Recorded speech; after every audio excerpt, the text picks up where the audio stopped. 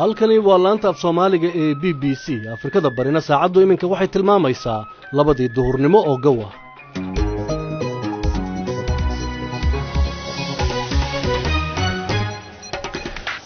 kulanti wanaagsan akhyaarta hawada naga dhageysanaysaa waa duhurnimo talaadaha 30 bisha Juun qodobada barnaamijka maanta aan idinkugu haynana waxa kamid ah Faysal Cali Waraabe oo ka jawaabaya eedayn uga timid guddiga joogtada ah ee golaha wakiilada ee Somaliland aniga waa la yaqaana waxaan ku jiray 20 sano siyaasadda ku jiray Somaliland marka waxaas aniga waxba ma yeeliyaan wax meeshan dambi oo dhacayna ma jirto xildhibaanadu meehi xildhibaanada ayaa xasaanada laga ka qaadan baarlamaanku qodobada kale ee barnaamijka aan idinkugu haynana waxa kamid ah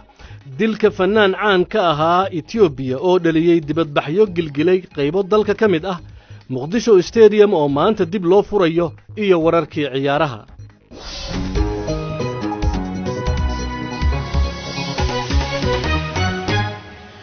duhur wanaagsan marka la dhageystayaal qodobadaas iyo qaar kale ayaad nusaaca soo socda ku dhageysan doontaan barnaamijkan oo ay isku soo dubarideen Cabdiraxmaan Xaaji Cadow iyo Cabdiraxmaan Cali Dhimbiil hayeeshee marka hore waxaan ku bilaabaynaa wararka caalamka Bushra Nuur ayaa noo waramaysa Bushra mahadsanid Faarax hogaamiyaha Hong Kong Carrie Lam ayaa difaacday sharciga cusub ee amaanka ee uu meel mariyay guddi sare oo ka tirsan baarlamaanka Shiinaha waxay sheegtay in Beijing ay buuxisay qayb ka dhinayd sharciga amaanka ee qaranka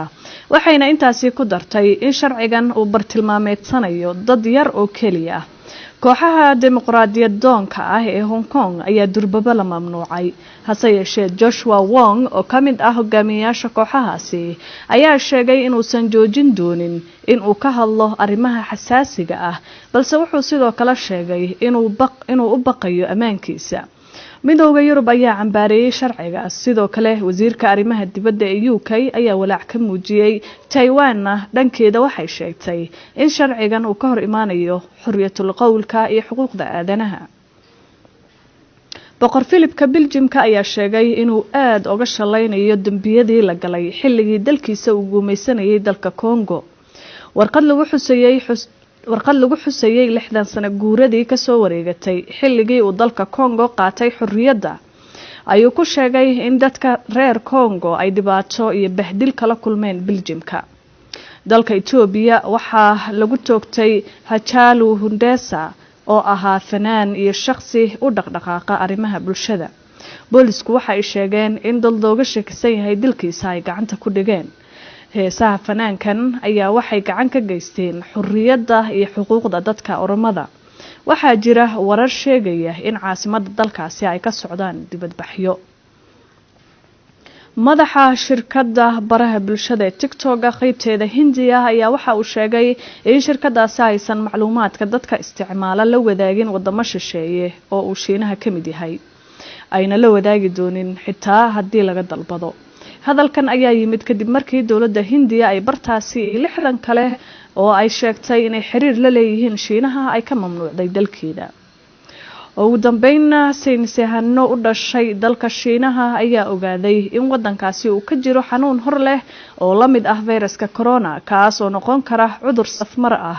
sida fayraska hadda dunida ay la daala dhacayso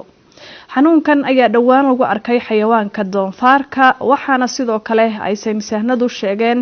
in uu ku dhici karo bini'aadamka cilmi baarayaasha ayaa ka walacsan in xanuunkan uu si sahlan ku faafi karo dadkana ay isqaadsiin karaan lagana yaabo in dunida oo dhan uu ku faafo inkastoo hadda dhibaato taagan uusan ahayn haddana khubarada caafimaadka ee ogaaday xanuunkan waxay sheegeen in uu leeyahay calaamado badan oo muujinaya in dadka ay qaadi karaan waxayna intaasi markaasi ku dareen in loo baahan yahay in si dhow loola socdo cudurkan warkii dunida waa naga intaas Faarax Bushra aad ayay u mahadsan tahay warkii dunida ayay nala socodsiinaysay halkani waa BBC aan ku bilaabay golaha wakiilada ee jamhuuriyadda iskeed ugu dhawaaqday madax bannaanida ee Somaliland ayaa xeer ilaalinta waxay ugu baaqday in gudoomiyaha xisbiga u cid Faysal Cali Waraabe lagu soo oogo eedeymo la xiriira aflagaadeyn iyo kicin dadweyne waxa si gaar ah ay ugu eedeeyeen inuu ku xadgudbay karaamada iyo maamuuska dastuuriga ah waa sida hadalka ay u dhigeen ee gudoomiyaha golaha wakiilada Baashe Maxamed Faarax ayagoo guddiga joogtada ee golaha wakiiladana sidoo kale ay sheegeen in kalsoonidii ay kala noqdeen Faysal Cali Waraabe goor dhaweyd ayaanu haddaba la xiriirnay Faysal waxaanan wax ka weydiinay bal sida uu u arko iyo waxa uu kaga jawaabayo eedeyntaas Cabdiraxmaan Cali Dhimbiil ayuuna u waramay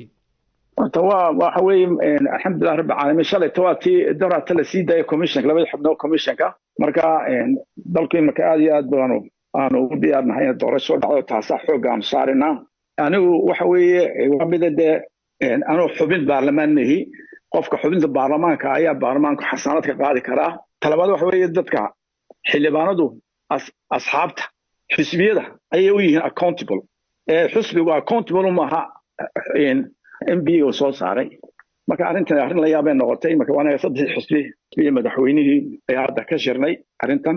oo wax la dhaarin labada xubnood oo dhaarina ayaa arrintan soo dhacday marka arrintan madaxweynaha u deynay hadda madaxweynaha ayaa arrintan anaga saddex xisbi ku wareejinay arrintan lama filaan wax aan sharci ahayn lagu dhaqaaqay sida ku xusan warqadda ay soo saareen xeelaliyaha guud bay ka codsadeen inuu kugu soo oogo dambiyadan ay sheegeen marka hadiiba ay dhacdo oo xeelaliyaha guud dambiyada kugu soo oogo adigu diyaar ma u tahay maxkamadda tagto oo eedda iska difaacdo waxaan ku leeyahay anu dambi aan galin ma beelan ma aflagaadeen anu shakhsi baan la hadlay gudoomiyaha baarlamaanka ayaan ka sheegay shaqadiisa wax beelan aflagaadeen ma jirto wax jira ma jiro waxa la isweydiin karaa in gudoomiyihii xisbiga u cid oo ah xil weyn madaxweyne u tartamaya in lagu soo oogo dambiye noocaasa miyaanay wuxuu dhimi karin doonistii uu Faysal doonayay inuu madaxweynaha Soomaaliland ku noqdo hadal wixii beenay dadka xuma taraa wixii beenay jira aan raad lahayn waxba ma qoomaan dadka sumcadiisa dib uma yeelo aniga waa la yaqaanaa waxaan ku jiray 20 sano siyaasadda ku jiray Soomaaliland marka waxaas aniga waxba ma yeeliyaan wax meeshan dambi oo dhacayna ma jirto xildhibaan aanu meehi xildhibaanada ayaa xasaanada ay ka qaadan baarlamaanku aniga waxay waa maxkamad dastuur baa jirta hadii gudoomiyaasha madaxweynaha iyo hadii dambi lagu soo ogo maxkamad sare jirta iyo maxkamad dastuurka marka waxaan beesleen maahan laga dhigo war laga dhigo ma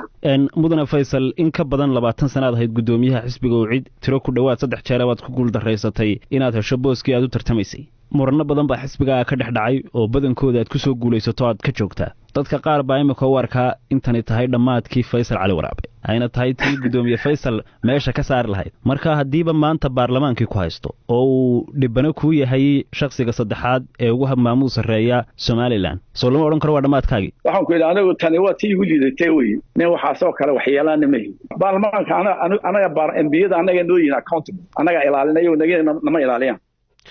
Faysal Cali Waraabe ayuu ahaa waxa uu u waramayay wariyaha BBC-da Cabdiraxmaan Cali Dhimbiil Mahdi Jibriil Cali oo Boorman nooga soo qoray ra'yigiisa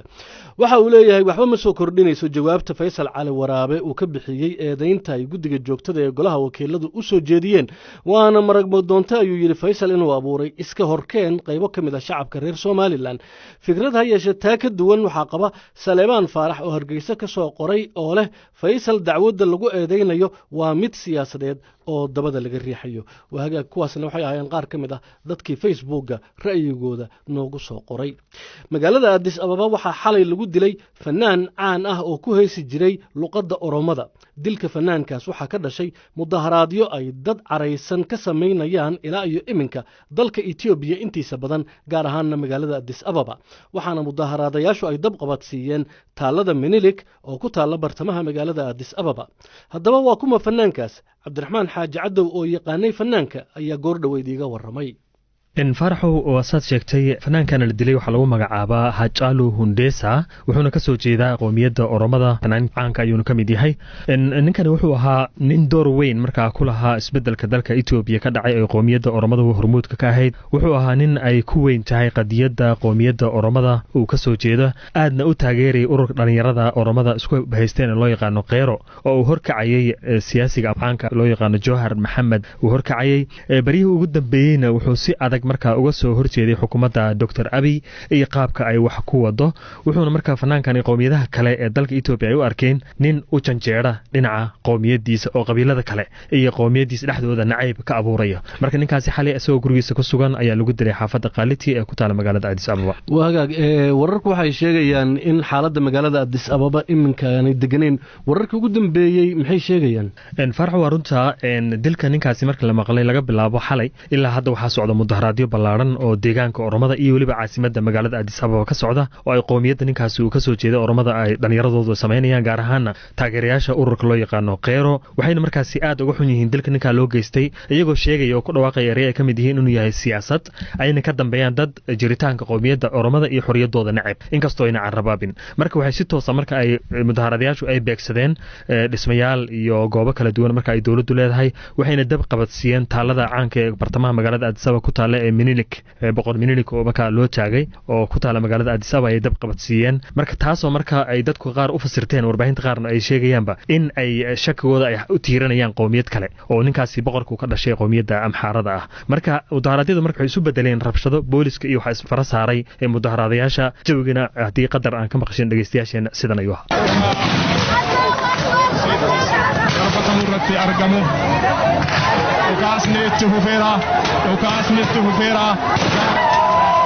farxo marka waxaa guud ahaan marka la jaray haatan adeegii internetka oo maqal iyo muuqaal dhinac walba waxaa shaqaynaya oo kaliya fariimaha dadku ay soo diri karaan caadiga ah ee meelo kooban oo telefoonada wicitaanka ah ayaa shaqaynaya laakiin khadka sidiisa kale wuu maqan yahay marka madax kala duwan uu ku jira Dr. Abiy Ahmed ayaa fariinta si diray iyagoona markaa sheegay in shacabku isdejiyaan laakiin cidii dambigaasi geysatay ay sharciga horkeeni doonaan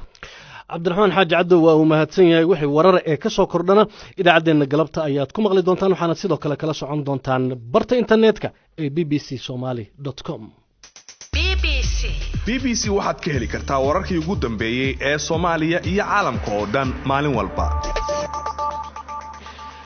magaalada muqdisho waxaa maanta lagu wadaa in si rasmi ah xariga looga jaro garoonka kubadda cagta ee Muqdisho Stadium oo muddo dhowr iyo 10 sanadood ah aan wax kubadda lagu ciyaarin halkaas oo galabta ay ciyaartii ugu horeysay ku dhexmari doonto laba kooxood tan iyo 2004 garoonka ayaa iminka dayactir lagu sameeyay kadib markii uu burbur xoog la soo gaaray tan iyo wixii ka dambeeyay markii ay dhacday dawladdii kacaanka haddaba marxaladihii uu garoonku soo maray iyo sidii uu ahaan jiray waxaa warbixintan ku eegaya wariyaha BBC-da Ibrahim Maxamed Aadan saacada yar uun kadib ayaa lagu wadaa in garoonka kubadda cagta ay fooda isku daraan kooxaha ugu sarreeya horyaalka kubadda cagta ee Soomaaliya ee kala ah Muqdisho iyo Horseed oo noqonaya kooxihii ugu horeeyay ee garoonka ku ciyaara muddo ku siman 16 sano garoonka kubadda cagta oo qayb ka ah tuulada ciyaaraha ee Muqdisho Stadium ayaa dayactirkiisa iyo qalabayntiisu waxay bilaabatay wax yar uun kadib markii ay halkaasi ka guureen militariga Uganda oo qayb ka ah howlgalka nabad ilaalinta midowga Afrika ee Soomaaliya oo uu saldhig u ahaa intii u dhaxaysay 2011 ilaa 2018 in ka badan 2 milyan oo dollar oo intooda badan ay bixiyeen midowga Yurub iyo Norway ayaa looga dhigay garoonka kubadda cagta mid casri ah oo martigelin kara ciyaaro caalami ah gudoomiyaha xiriirka kubadda cagta Soomaaliya Cabdiqani Siciid Carab ayaa sheegay in dib u howlgelinta garoonka loo aqoonsan doono tallaabadii ugu weyneed ee dhinaca horumarka kubadda cagta ee sanadkan 2020 wuxuu gudoomiyuhu uga mahad celiyay dawladda Soomaaliya inay garoonka ku soo celisay gacanta dadweynaha garoonka kubadda cagta Muqdisho oo ah guriga xulka qaranka Soomaaliya waxa la dhisay sanadku markuu ahaa 1977 waxa dalka Soomaaliya u dhisay dawladda Shiinaha garoonku wuxuu martigeliyay ciyaaro badan oo isugu jira kuwa qaaradeed kuwa heer caalami ah ciyaaraha bariga iyo bartamaha Afrika iyo sidoo kale ciyaaraha Carabta markii dagaaladu ay ka qarxeen Soomaaliya sanadkii 1990 garoonka Muqdisho wuxuu ka mid noqday xarumo muhiim ah oo dagaalada ku xirmay ama ku burburay muddadii u dhaxaysay 1993 ilaa 1995 waxa garoonka deganaa oo isaga kala dambeeyay ciidamadii Mareykanka ee qaybta ka ahaa howlgalkii rajo soo celinta ee la magac baxay UNITAF iyo kuwii Pakistan ee iyana qaybta ka ahaa howlgalkii nabad ilaalinta ee UNISOM 2 bilowgii 2017 ciidamada Itoobiya ay taageerayay dawladdii madaxweyne Cabdilaahi Yuusuf ayaa garoonka ku qabsaday dagaal qaraar oo ay ku dhinteen boqolaal qof qof kuna dhaawacmeen boqolaal kale taasoo keentay inay halkaasi saldhig militari u sii ahaato ilaa horaantii 2009 markaasoo guud ahaan ciidamada Itoobiya ay dalka ka baxeen hase yeeshee isla sanadkii 2009 ayaa waxaa garoonka la wareegay xoogaga al-shabaab oo dhalintooda ku tababari jiray sida rasaasta loo rido waxayna haysteen ilaa 6 August 2011 markaas oo ay haddana degeen ciidamada midowga Afrika gaar ahaan kuwa ka socda dalka Uganda aakhirkiina ciidamada Uganda waxay garoonka isaga baxeen 28 August sanadkii 2018 xilligaas oo ciidamo ka tirsan kuwa booliska Soomaaliya ay ammaanka la wareegeen waqtiga wixii ka dambeeyayna dayactirka garoonka ayaa bilowday ilaa laga soo gaaro maanta oo dib loo furayo garoonka Ibrahim Maxamed Aadan BBC Muqdisho mahadsanid Ibrahim ra-iisul wasaaraha Ingiriiska Boris Johnson ayaa waxa uu sheegay in sabtida wixii ka dambeeya la sii dibcin doono xayiraadaha ka hortagga fayraska corona iyadoo goobo badan oo ganacsi oo ku yaala gobolka England dib loo furi doono Mawlid Xaaji Cabdi ayaa waxa uu booqday xarumo ganacsi oo Soomaalidu ay ku leeyihiin degmada Brent ee magaalada London aagaas oo xayiraaduhu markii hore ay si aad u taabteen warbixintan ayuuna nooga soo diray tallaabooyinkan ayaa qayb ka ah dadaalka dawladdu ay ku doonayso in dhaqaalaha dalka dib loogu soo kabo isla markaasna ganacsiga dib loo furo magaalada London oo ay ku yaalaan xarumo ganacsi oo ay Soomaalidu leedahay ayaa ganacsigaasi wuxuu ka mid yahay kuwa saameynta ay ku yeesheen xanabaadihii dawladdu ay ku qabirtay isu socodka si loo xakameeyo faafitaanka cudurka oo ilaa hadda dad ka badan 43,000 oo qof ugu dhinteen dalkani xaafadda Church Road ee degmada Brent ee waqooyiga galbeed ee London oo ka mid ah goobaha ay Soomaalidu aadka ugu badan tahay kuna leedahay ganacsiga noocyadiisa kala duwan ayay BBC-du booqatay waxaynu ku soo aragnay dhaqaaqii ganacsiga oo dib u bilowday iyadoo dad badan ay ku jireen dukaamaysi Maxamuud Shooble oo dukaan cuntada iyo waxyaabaha kale daruuriga lagu iibiyo kule xaafadan ayaynu la kulanay waxaana uu inooga waramay sida ganacsigoodii hakadka ugu yimid iyo saameynta uu ku yeeshay fayraska bismillaah horta waxaan wax ilaahay keenay waaye koroonahan aadun u saameeyay dhinac kasto dhaqaalaha xaqiisa marka businesska intuu koroonaha kor ahay xaalkiisa businesska hoos u dhacay dukaamadina waa la wada xiray Sahra Maxamed waxay ka mid tahay hawlwadeenada maqaayad ku taala xaafadani Church Road oo isbedel weyn ku yimid waxay ka waramaysaa sida ganacsigoodii uu isku bedelay koroonaha uu saameeyay maxaa yeelay businesskii aad ayuu slow u noqday dadkii socodkoodii ayaa yaraaday oo dadkii maba socdaan hadda waa la fahmi karaa dadku waa teel dad yar meeshii aan ka karin jirnay ilaa 20 kilo rice ah maanta waxay taagan tahay inaan oo bariis ah inaan karino ilaa 5 kilo 3 kilo 4 kilo habasay noqoto oo tag away uu ku baxo ay teel tahay dhaqsana aan iska xirno oo ka tagno duurka camalna aan furno ayaa xaalkeenu sidaas ayuu ilaa hadeertaan yahay wallahi waa isbedel weyn ayuu nagu sameeyay oo aan la soo koobi karin ayuu nagu sameeyay xilligan oo la galayo waqtigii kulaylaha oo dadku aad ugu adeegtaan goobaha laga dukaamaysto isla markaasna maqaaxiyaha aad wax loogu cunay jiray ayay ganacsatadu waxaysan hubin sida xaaladdu ay noqon doonto sida uu sharaxayo mar kale Maxamuud Shooble karoonka markuu cusbay businesska aad buu kor u ahaa sababtoo dadka cuntadii ayay mataqaana ku wada yaaceen iyo biyihii iyo adiga culays xoog lahaana soo koray alxamdulillah laakiin markii dadkii karoonkii uu zaa'iday adeegteen businesska hoos u dhacay wax keenista way yaraatay ileen businesska waa wada xirmiba hadda adigu bishii Ramadaan ayaan xoogaa bilownay inaan furno saas ay tahay hadana Kuwait ayuu ahaa businesska hoos ayuu ahaa sababtoo ah dadkii socodkoodii waa la xakameeyay oo stay home ali gurihiina jooga cid wax ka go'do baa soo bixisay saas ay tahay mataqaana socodka waa yaraa businesska markii oo hatta dadka isticmaalaan dukaamada sidii waag hor la isaga soo yaacay dukaamada ma ahayn fayla la galaya 2 mitir la soo jirsanaya ilaa banaanka gudaha markii la soo galan ilaa 2 qof ka badan lama ogolaan karo marka businesska saas dartiis aad iyo aad ayuu u saameeyay dhaqaale ahaan hoos ayuu dhacay inkastoo dawladdu ay qafiifinayso xayiraadaha ayaa haddana waxaa jira arrimo saameyn ku yeelanaya goobaha laga cunteeyo sida maqaaxiyaha taasi oo xitaa wixii ka dambeeyay 4 Juulaay xadidaysa dadka loo ogol yahay inay hal mar ka cunteeyaan goob arrintaasi oo macaamiishii imaan jirtay maqaaxidan aynu hadda ku sugannahay dhimi doonta sida ay mar kale sharaxayso Sahra Maxamed wallahi dhibaato weyn kulleeba waa saameyn weyn nagu reebi doontaa u maleynaya laakiin insha Allah waxaan rajaynaynaa kulleeba in isbedel uu imaan doono haba yaraadee wax waqtiba waqti uu isii bedeli doono ayaan rajada aan leenahay taas aan rajo ku nool ayaan nahay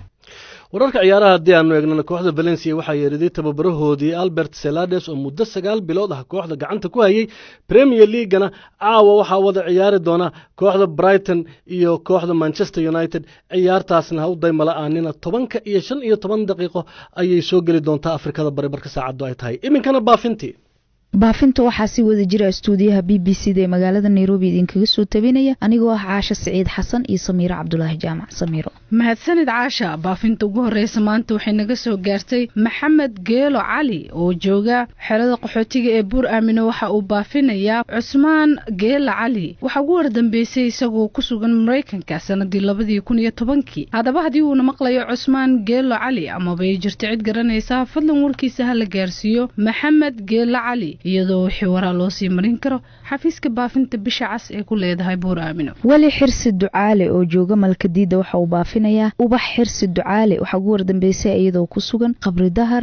2007. haddaba haddii ay maqlayso Ubax xirsi ama way jirto cid garanaysa fadlan warkeeda ha la gaarsiiyo wali xirsi iyadoo wixii waraa loo sii marin karo xafiiska baafinta bisha cas ee ku leedahay Malkadiida. Shamsa Cabdullaahi Xuseen oo joogta Buur Aamino waxa ay baafinaysaa Muumin Cali Xuseen waxa ugu wardambeysay isagoo ku sugan Suudaan sanadii 2000. haddaba haddii uu maqlayo Muumin Cali Xuseen ama bay jirto cid garanaysa fadlan warkiisa ha la gaarsiiyo Shamsa Cabdullaahi Xuseen iyadoo wixii waraa loo sii marin karo xafiiska baafinta bisha cas ee ku leedahay Buur Aamino. Nasro Cabdulqaadir Cali oo joogto Malkadiida waxay baafinaysaa Xabiibo Axmed Maxamed waxa ugu wardambeysay iyadoo ku sugan Boosaaso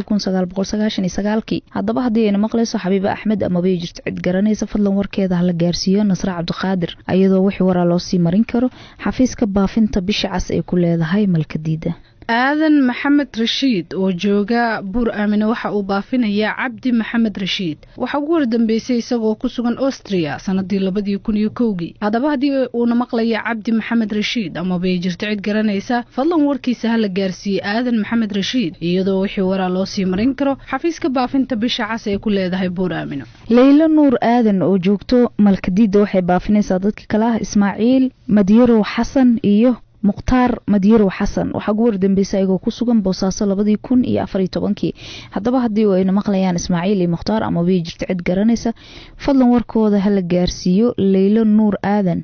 iyadoo wixii waraa loo sii marin karo xafiiska baafinta bisha cas ee ku leedahay Malkadiida. Yacquub Ibraahim Saciid oo jooga Malkadiida waxa uu baafinayaa Cabdullaahi Ibraahim Saciid waxa ugu wardambeysay isagoo ku sugan dalkani Kenya sanadii 2009. haddaba haddii uu maqlayo Cabdullaahi Ibraahim Saciid ama bay jirto cid garanaysa fadlan warkiisa ha la gaarsiiyo Yacquub Ibraahim Saciid iyadoo wixii waraa loo sii marin karo xafiiska baafinta bisha cas ee ku leedahay Malkadiida. xasan xuseen Tifo oo jooga Malkadiida waxa uu baafinayaa Suldaana Xuseen Tifo waxa ugu wardambeysay iyadoo ku sugan Suudaan 1962. haddaba haddii ay maqlayso Suldaana Xuseen ama bay jirto cid garanaysa fadlan warkeeda ha la gaarsiiyo Xasan Xuseen iyadoo wixii waraa loo sii marin karo xafiiska baafinta bisha cas ee ku leedahay Malkadiida. Shariif Dagaal Cabdalla oo jooga Malkadiida waxa uu baafinayaa Xasan Dagaal Cabdalle waxa ugu wardambeysay isagoo ku sugan Kismaayo sanadii 1999. haddaba haddii uu maqlayo Xasan Dagaal Cabdalle ama bay jirto cid garanaysa fadlan warkiisa ha la gaarsiiyo Shariif Dagaal Cabdalle iyadoo wixii waraa loo sii marin karo xafiiska baafinta bisha cas ee ku leedahay Malkadiida. Amran Cali Yaasiin oo joogto Malkadiida waxay baafinaysaa Sucuf Cali Yaasiin waxa ugu wardambeysay iyadoo ku sugan Boosaaso 2014. haddaba haddii ay maqlayso Sucuf Cali ama bay jirto cid garanaysa fadlan warkeeda ha la gaarsiiyo Amran Cali Yaasiin iyadoo wixii waraa loo sii marin karo xafiiska baafinta bisha cas ee ku leedahay Malkadiida. Nuur Ibraahim Maxamed oo jooga Malkadiida waxa uu baafinayaa Shamsi Ibraahim Maxamed waxa ugu wardambeysay iyadoo ku sugan Boosaaso sanadii 1994. haddaba haddii ay maqlayso Shamsi Ibraahim Maxamed ama bay jirto cid garanaysa fadlan warkeeda ha la gaarsiiyo Nuur Ibraahim Maxamed iyadoo wixii waraa loo sii marin karo xafiiska baafinta bisha cas ee ku leedahay Malkadiida. Hodan Shukri Aadan oo joogto Malkadiida waxay baafinaysaa Cabdisalaan Shukri Aadan waxa ugu wardambeysay isagoo ku sugan Boosaaso 1998. haddaba haddii uu maqlayo Cabdisalaan Shukri ama bay jirto cid garanaysa fadlan warkiisa ha la gaarsiiyo Hodan Shukri iyadoo wixii waraa loo sii marin karo xafiiska baafinta bisha cas ee ku leedahay Malkadiida. maryan maxamed dige oo joogta malkadiida waxa ay baafinaysaa faadumo maxamed dige haddaba haddii ayna maqlayso faadumo maxamed dige amaba ay jirto cid garanaysa fadlan warkeeda hala gaarsiiyo maryan maxamed dige iyadoo wixii waraa loo sii marin karo xafiiska baafinta bisha cas ay ku leedahay xerada qaxootiga ee malkadiida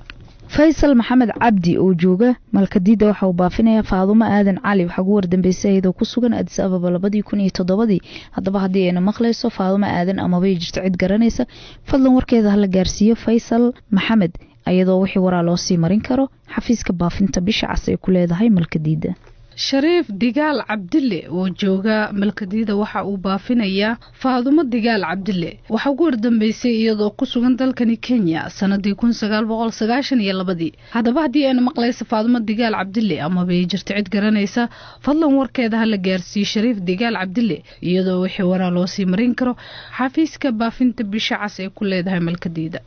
محبة عمر محمد oo joogto malkadiida waxay baafinaysaa hani xuseen cawil waxa ugu wardambeysay iyadoo ku sugan Sacuudiga 2016 haddaba haddii ayna maqlayso hani xuseen ama bay jirto cid garanaysa fadlan warkeeda hala gaarsiiyo Muxubba Cumar iyadoo wixii waraa loo sii marin karo xafiiska baafinta bisha cas ee ku leedahay malkadiida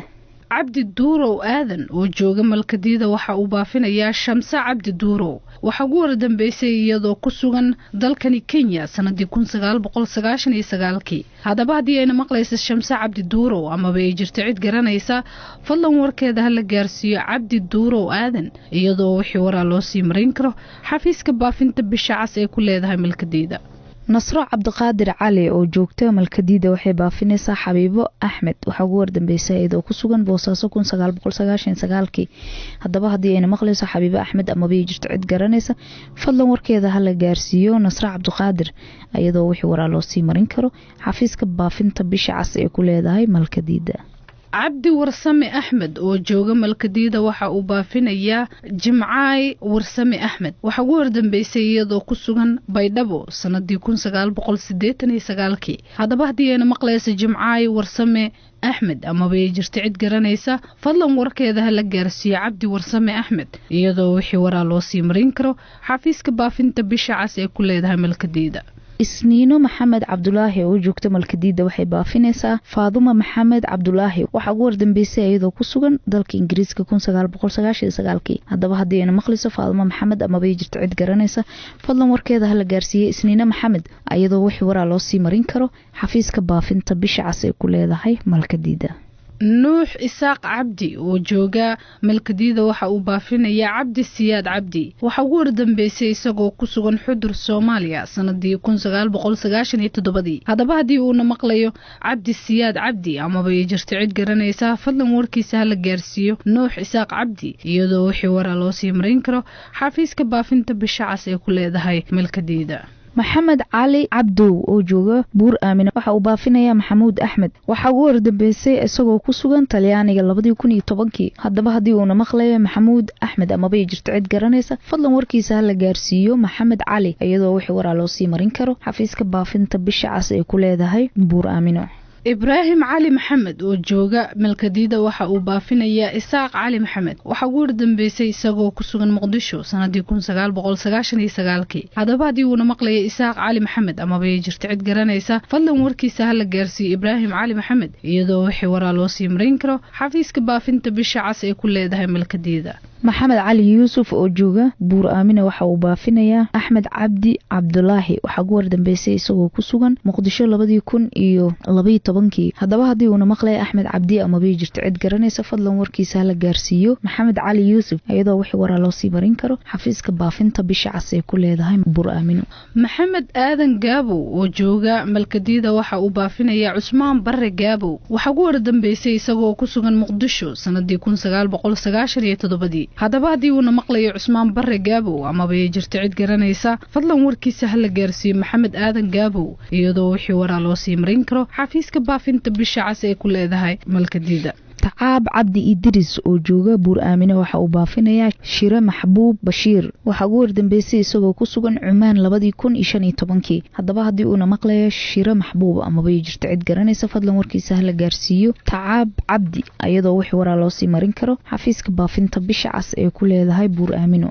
aadan shilow maxamed oo jooga buur aamino waxa uu baafinayaa dadka kale ah shukri shilow maxamed iyo cabdiye maxamed juuriye waxaa ugu wardambeysay iyagoo ku kala sugan Ethiopia iyo Kenya haddaba haddii ayna maqlayaan ama bay jirto cid garanaysa fadlan warkooda ha la gaarsiiyo aadan shilow maxamed iyadoo wixii waraa loo sii marin karo xafiiska baafinta bisha cas ee ku leedahay buur aamino. cabdiqaadir cumar geedi oo jooga malkadiida waxa uu baafinayaa xasan isaaq xuseen waxaa ugu wardambeysay isagoo ku sugan Soomaaliya 1999 haddaba haddii uuna maqlayo xasan isaaq ama bay jirto cid garanaysa fadlan warkiisa la gaarsiiyo cabdiqaadir cumar iyadoo wixii waraa loo sii marin karo xafiiska baafinta bisha cas ee ku leedahay malkadiida. baafinta ugu dambeysana waxay naga soo gaartay Zainab Aadan Samow oo joogta malkadiida waxay baafinaysaa Idris Aadan Samow waxa ugu wardambeysay isagoo ku sugan Eritrea sanadii 1997 haddaba haddii uuna maqlayo Idris Aadan Samow ama bay jirto cid garanaysa fadlan warkiisa ha la gaarsiiyo Zainab Aadan Samow iyadoo wixii waraa loo sii marin karo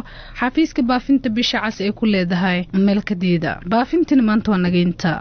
idaacaddeenii duhurnimada intaa ayay ku dhantahay cabdiraxmaan cali dhimbil iyo cabdiraxmaan xaaji cadow ayaa soo saaray dib waxaan u kulmi doonaa 5 galabnimo haddii uu eebbe idmo inta ka horeysana wararkeena waxaad kala sii socon kartaan facebooka iyo bbcsomali.com.